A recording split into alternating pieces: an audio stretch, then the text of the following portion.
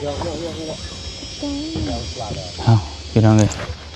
สบายดีเด้อเนาะกับทักทายสบายดี FC เบิร์ดสกูทุกคนมื้อนี้ก็มาอยู่เฮือน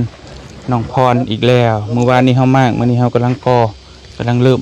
พี่น้องเนาะกำลังเริ่มพอดีมื้อนี้บ่เตียงก็สิมาแจ้งทางน้องพรเนาะพอบ่เตียงก็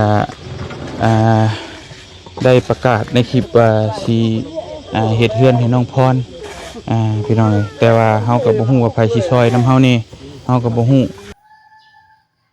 กะสบายดีเมื่อสุขุสุขุนเนาะFC เฮาทั้งหลายเมื่อสุขุสุขุนเปิดภาพมากะอดบ่ได้พี่น้องเนาะเปิดภาพมากะอดบ่ได้เพราะว่าเห็นเป้าเตียงคนอื่นหมดกะอนุญาตทางเป้าเตียงทองชาแนลเนาะเพิ่นไปช่วยน้องพรพี่น้องน้องพรเพิ่นกำลังที่ว่าป่วยติดอยู่ในถ้ำเนาะป่วยติดอยู่ในถ้ำที่ว่าบ่เห็นออกมาแล้วก็เดี๋ยวนี้ก็เพิ่นก็ไปซอยเฮ็ดเฮือนเฮ็ดซ่านระหว่างเพิ่นเว้ามีเงินตัวเพิ่นเองเพิ่นช่วย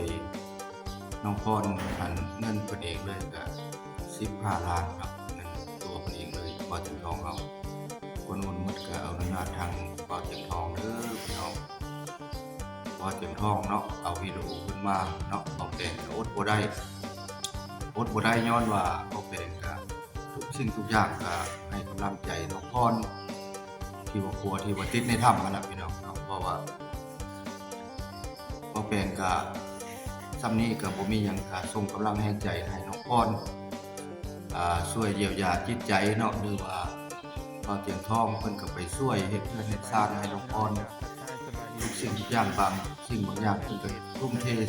จิตใจบ่ธรรมดาเนาะเพราะว่าแม่นแต่บ่เคยมีว่าเป็นญาติกันมาเพราะว่าบ่อเตียงทองได้ค่อยติดตามเพิ่นมาแต่นับแต่ค่อยลืมโทรลินโทรศัพท์พี่น้องค่อยติดตามเพิ่นมาค่อยมักจิตใจคนมีน้ำจิตน้ำใจแบบมือคิดตื้อลาวเฮาถือว่าอยู่ลาวเฮานี่ก็ถือว่าเบอร์1เนาะเพิ่นที่ว่ามักช่วยเหลือคนบ่อเตียงทองเพิ่นเพราะว่าคนติดตามเพิ่นนี่ก็900,000 ปลายครับแต่ว่าทุกอย่างทุกคลิปว่าอย่างว่าทุกคลิปนั่นล่ะแต่ว่าเพิ่นไปช่วยคนที่ว่าทุกจนบ่หรือว่าซ้ำใดพอแสดงเพิ่นคลิปเพิ่นมีแต่ช่วยเหลือคนตลอดกับหน่วยทีมงานคือกันเขาก็เพิ่นกันบ่จัดเบายาวเบาหยังเบิ่งหลายคลิปเนาะก่อนอื่นหมดก็ทักทายสบายดีทางต้นฉบับคือคลิปเพิ่นมาเนาะเป็นซองน้อยๆแต่ว่าค่อยก็มีน้ำจิตน้ำใจเนาะติดตามแล้วก็อยากเอาภาพของวิดีโอของเพิ่นที่ว่าไปช่วยคนที่ทำคือน้องพรเพิ่นเฮ็ดเฮือนให้ซ่านให้ก็สิมีคลิปให้เบิ่งอยู่เนาะไปติดตามชมคลิปเบิ่งเนาะว่าสิเป็นจังได๋เนาะติดตามชมคลิปไป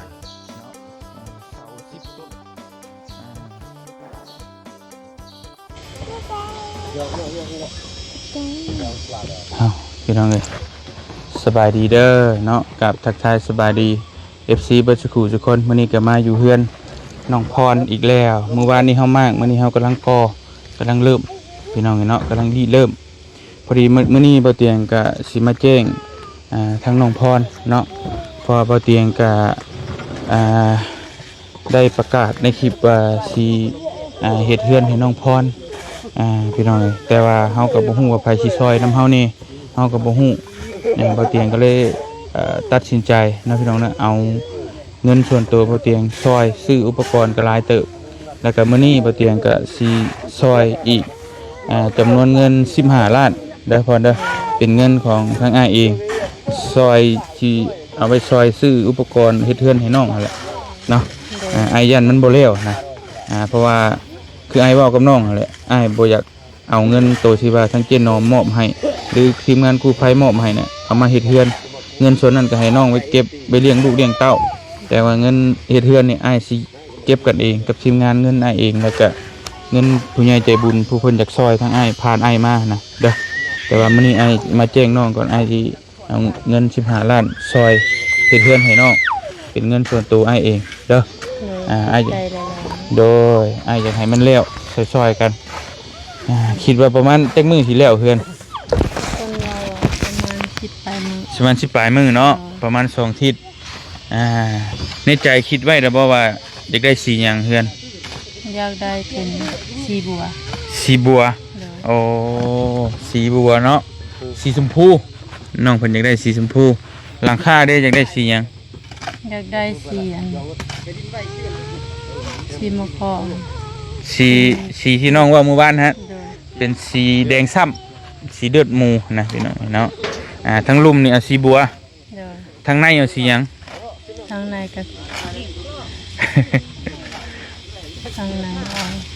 เอา คิดก่อนก็ได้บ่เป็นหยังเนาะทั้งในคิดก่อนพี่น้องเอ้ยเดี๋ยวจะค่อยว่ากันแต่ว่าท่านได้ไปฮอดคันนั่นดอกแต่เอาให้มันได้ก่อโบกก่อนเนาะเดี๋ยวจังว่ากันพี่น้องเอ้ยดีใจบ่สิได้เฮือนใหม่ โดยดีใจ โอเค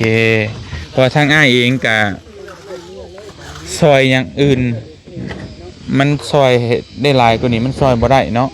สิซอยเรื่องเกี่ยวกับว่ามันเรื่องเกี่ยวกับลูกกับผัวที่ว่าตัวนั้นน่ะเฮาบ่สามารถเฮ็ดได้พี่น้องเอ้ยแต่ว่าเฮาสามารถเฮ็ดได้ก็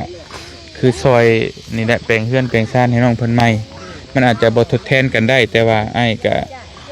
หวังว่ามันสิซอยให้น้องมีจิตใจดีขึ้นจักหน่อยเนาะอย่างหน่อยก็มีเฮือนดีๆให้ลูกอยู่กับลูกแม้แต่ว่ามันทดแทนกันบ่ได้แต่ว่าทางอ้ายก็ซอยเต็มที่เพื่อจะเยียวยาทางจิตใจให้น้องได้มีความสุขน้ำหมู่อีกครั้งหนึงเนาะจังได๋อ้ายก็สิเฮ็ดในเต็มที่เด้อโดยพี่น้องเอ้ยได้ติดตามเบิ่งนํกันว่าเฮือนน้องเพิ่นสิแล้วมื้อใดเนาะทางบ่เตียงเองก็สิซอยสุดความสามารถเนาะก็คือบ่เตียงว่าผู้ใดอยากซอยน้องเพิ่นก็ยินดีพี่น้องเอ้ยปูนผู้ละสอบ2สอบบล็อกผู้ละก้อน2ก้อนก็ยินดีแต่บ่เตียงก็เสียเงินส่วนตัวบ่เตียงซอยแล้วก็สิทีมงานซอยกันเนาะเดี๋ยวเก็บไว้ซื้ออันนี้ให้เพิ่นอันนี้ก็ซื้อมาหลายเติบแล้วเนาะอ้ายก็สิซอยเต็มที่แล้วน้องเด้อ เลยเข้า โด ใจ ย ที่ช่วยน้อง โดย ทั้งเป็นทั้งอายเป็นทั้งพ่อให้น้องเลย โดย น้องบ่มีไผ โด พี่น้อง ย ของน้องก็อยู่ไกลเลย โอ้พี่น้องของน้องอยู่ไกลเนาะ โดย เพิ่นก็ว่าบ่มีพี่มีน้องมีแต่พี่น้องทั้งผัว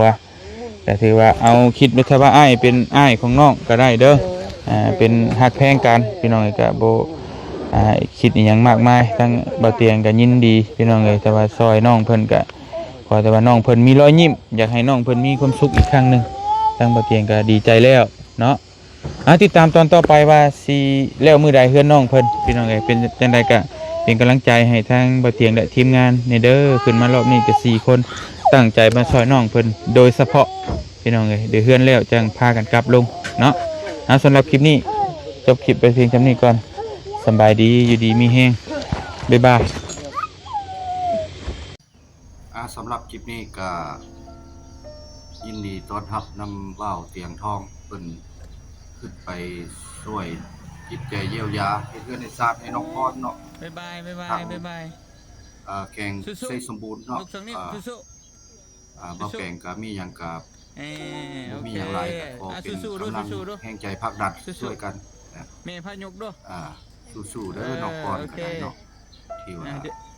เพิ่นเดี๋ยวนี้ก็ขี้ร้ายก็ต้องมีจิตใจเยียวยาหลาย สู้ๆไป ดีขึ้นมาขึ้นหลายเติบเนาะคือน้องพรเฮาก็ได้อยู่เมืองลองแจ้งแขวงไส้สมบูรณ์เฮาคือหมดทุกอย่างก็ขออนุญาตทางบ่าวเตียงทองแชนแนลค่อยก็เป็นผู้ติดตามเจ้ามาแต่นับแต่ค่อยลิ้นโทรศัพท์แต่2018จนฮอดค่อยเป็นมือคิเตอร์เนาะมาเป็นช่องน้อยๆใจตามขึ้นมาติดตามตลอดบ่าวเตียงทองเลยให้เจ้ามีสุขภาพเข้มแข็งแข็งแรงสู้ตลอดไปเนาะมือคิเตอร์ลาวเฮาก็มีคนดีอีกคนหนึ่งที่ว่าเป็นมีน้ำจิตน้ำใจที่ว่าสายบุญช่วยเหลือคนในประเทศลาวเฮาหรือว่าประเทศไทยเพิ่นก็เคยไปเนาะทุกๆคลิปค่อยจะได้เบิ่งทางซองเสียงทองช่วงเพิ่นมาซอยที่ว่านักเรียนอยู่บ้านนาดีเนาะค่อยก็ว่าสิออกไปแต่ว่าค่อยไปบ่ทันทีมงานเฮาไปพบเพิ่นตัวจริงเสียงจริงเนาะมีหยังผิดพลาดประการใดก็ขอโทษขออภัยหลายๆเด้อนำ คลิปของเพิ่นอนุญาตทางซองเป่าเตียงทองเพิ่นหรือว่านำ FC เฮาหลายๆหมดทุกผู้ทุกคนคลิปนี้ก็ขอลาหมดทุกผู้ทุกคนเนาะคือเก่าเหมือนเดิมฝากเข้าเป็นกำลังใจหรือว่าติดตามกันไว้ต่อไปพี่น้องสร้างซองบ่าวแปลงบรรณาหมดทุกผู้ทุกคนทีมงานคนลาวเฮาหรือว่าคนไทยทุกทนาเนาะไปก่อนขอลาสบายดีและสวัสดีเด้อหมดทุกผู้ทุกคน